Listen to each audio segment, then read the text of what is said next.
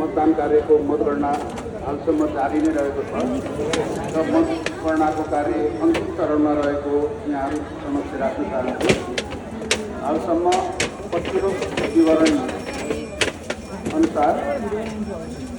गौरातह नगरपालिका वडा नम्बर 4 को भीमसेन माविको क र ख,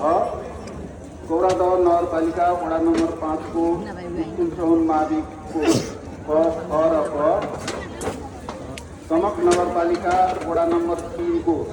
चुलाचुली माविको ग केन्द्रको मतगणना सकिएर पछिल्लो विवरण कायम हुन आएको छ,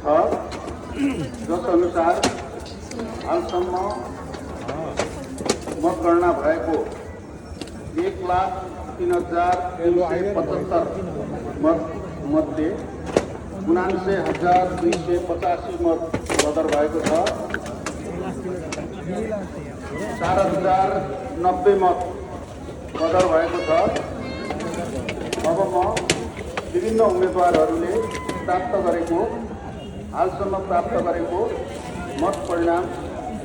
जानकारी गराउन चाहन्छु।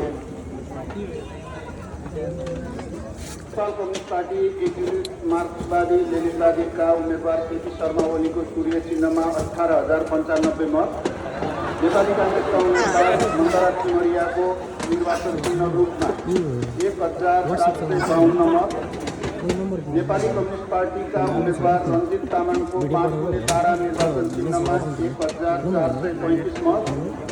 राष्ट्रिय स्वतन्त्र पार्टीका उम्मेदवार बालेन्द्र शाहको घण्टी निर्वाचन चिन्हमा 66,000